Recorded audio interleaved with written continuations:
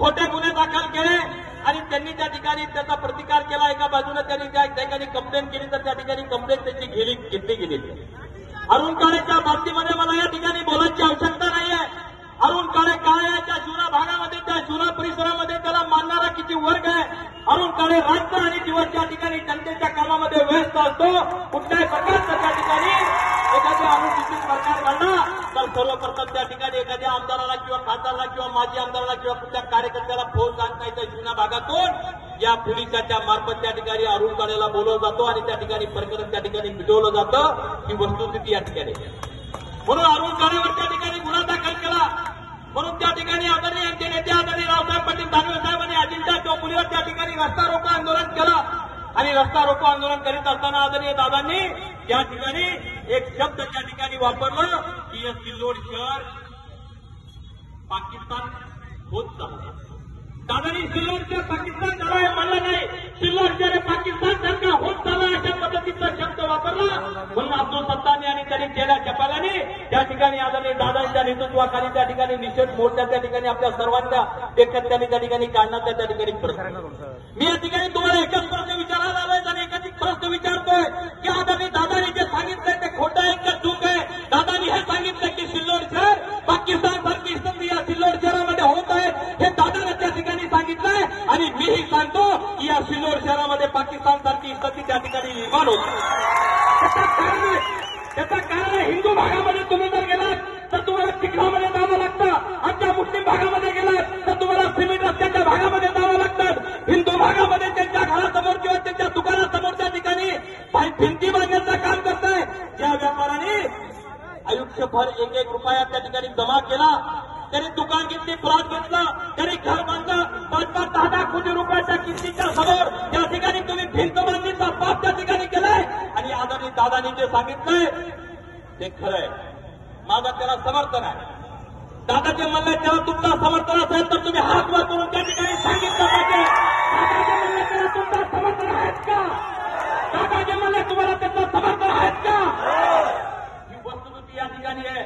तालुक्याचा विकासाच्या बाबतीमध्ये या ठिकाणी 15 वर्षापासून या तालुक्याचा आमदार त्या ठिकाणी मोठ्या मोठ्या गप्पा मारतोय. आज तालुक्याची परिस्थिती तुम्हाला माहित आहे. त्याचे ठेले चपले त्या ठिकाणी काम करताय. 3-3 महिन्यामध्ये तो रस्ता करतोय. डांबरीचे खड्डे तालुक्यामध्ये कुठं येतात तुम्हाला डोळे लावून त्या ठिकाणी जाता येत नाही. सगळ्या ठिकाणी खड्डे त्या ठिकाणी उपलब्ध या ठिकाणी झालेले आहे. हा महाराष्ट्रभर या ठिकाणी राजा म्हणतोय, हा महाराष्ट्रभर आपला मंत्री म्हणतोय, पण मंत्रिमंडळाच्या काळामध्ये त्यांनी कुठल्याही प्रकारचा विकास त्या ठिकाणी केलेला नाही. जो कोणी केला असेल त्या कामामध्ये त्यांनी भ्रष्टाचार केलेला आहे हे मला सांगायची गरज नाही. तुमच्या गावामध्ये जे बी ठेकेदार त्या ठिकाणी कामं करतात तर अर्धे त्याचे नातेवाईक त्याचे चेहरे चपले तो तुम्हाला पाहिजे. 70 ठिकाणी मला सांगायची आवश्यकता नाही. तिथं आप्पा बसलेले सगळे नेते मंडळी बसलेले. अब्दुल सत्तार हा धोकेबाज. त्यांनी एका माणसाला धोका दिला. अरे त्यांनी कुंजराव अग्रवाल असतील या गावाचे पहिले सरपंच ग्रामपंचायत सदस्य झाला त्याला त्यांनी धोका दिला. माणिकराव दादा फलककरांनी त्याला त्या शहराचा नगराध्यक्ष केला. माणिकराव दादा फलककरांना धोका दिला. तर येथील आप्पा रंगनाथ काळेंनी त्याला विधान परिषदेच्या निवडणुकीत मतदान केलंय. त्याला धोका दिलाय. दिला नाही धोका. अरे रामकृष्ण बाबा असतील, नितीन पंतचे वडील असतील, जो मंत्री होतो जो मुख्यमंत्री होतो त्याची वाहवा करतो. अशोक चव्हाणच्या नावानं त्यांनी वाहवा केली. माझा भाऊ आहे म्हणला. विलासराव देशमुखच्या नावानं भाऊ चर्चा केली. माझा भाऊ आहे. जो मुख्यमंत्री होतो त्याला माझा भाऊ म्हणतो. उद्धव ठाकरेंची आमच्या उद्धव ठाकरेंच्या पत्नी त्याला बहीण मानलं होतं. तिथून साडी घेऊन जात होतं. उद्धव ठाकरे मुख्यमंत्री असताना कमी गेले.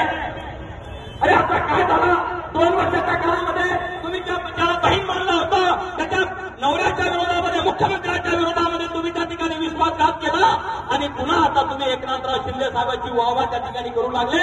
पण तुम्हाला ही सांगतो की हा एकनाथराव शिंदे साहेबांना कधी सोडून जाईल त्याचा पत्ता नाही. कारण की याच्या रक्तामध्ये धोकेबाज केलेला आहे. हा प्रत्येक माणसाला धोका देतो.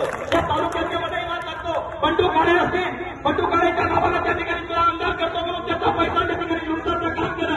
भाजपचे लोकांचे असतील तुला आमदार करतो म्हणून त्याचा पैसा लुटण्याचं काम केलंय. जो पैसावाला असतो त्याला आमदार करतो, त्याचे पैसे लुटतो आणि अशा पद्धतीचे धोकेधडी करण्याचं काम या ठिकाणी आपल्या सरकारनं केलंय. आज त्याचे चेहरे चक्कर अनेक पद्धतीने या ठिकाणी फिरू लागलेत. मी त्याच्या चेहरे चक्कर एक प्रश्न विचारू इच्छितो. तुम्ही जिल्हा परिषदेचे अध्यक्ष झाले असतील, तुम्ही बँकेचे चेअरमन झाले असतील, तुम्ही पंचायत समितीचे सभापती झाले असतील, पण तुम्हाला शपथ घेऊन सांगतो की तुम्हाला तुमच्या गावामध्ये सुद्धा नाराज होण्याचा अधिकार असून सत्तांना दिलेला नाहीये.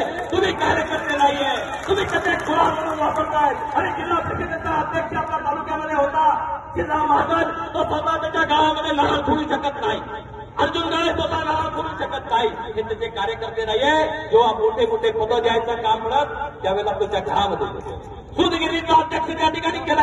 अरे सूदगिरीचा अध्यक्ष तू केला तर तू समितीच्या ऐवजी एखाद्या मराठा माणसाला त्या ठिकाणी सूदगिरीचा तू अध्यक्ष करायला पाहिजे होतं, तू केला नाही. नगराध्यक्षपदी तुम्ही आतापर्यंत घरामध्ये केलंय, तुम्ही दुसऱ्या माणसाला कधी तुम्ही संधी या ठिकाणी दिलेली नाहीये.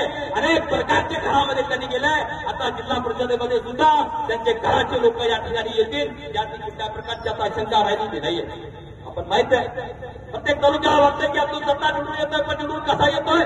27,000 मतं बोगस घालतायत. ज्यांचं नाव अजिंठ्यामध्ये, त्यांचं नाव सिल्लोडमध्ये, ज्यांचं नाव डोंगरगावमध्ये, त्यांचं नाव सिल्लोडमध्ये, काही फोकरांचे नावं त्या ठिकाणी घालते. आणि तुम्हाला माहिती आहे की या निवडणुकीमध्ये 10 ते 12,000 मतं बोगस मतं त्या ठिकाणी रद्द होणारे प्रत्येक गावामध्ये नोटीस आलेल्या आहेत. म्हणून तुम्हाला आताच्या निवडणुकीमध्ये या ठिकाणी तुम्हाला उठायचंय. अब्दुल सत्तार आता पिसाळल्यासारख्या करतोय. तुम्ही घोषणाचा प्रकरण बघितला असाल, तुम्ही जागृतीचा प्रश्न बघितला असाल, अनेक ठिकाणी लोकांचा त्याला विरोध आहे. फक्त तुम्ही भटके नाहीत. मला तुम्हाला विचारायचं आहे की अब्दुल सत्तारला तुम्हाला पराभव करायचा असेल तर आतापासून तुम्हाला त्या ठिकाणी या क्षणापासून तुम्हाला रात्र आणि दिवस त्या ठिकाणी तुम्हाला मेहनत करावी लागेल. आणि या अब्दुल सत्तारच्या पराभवासाठी तुम्हाला एकत्र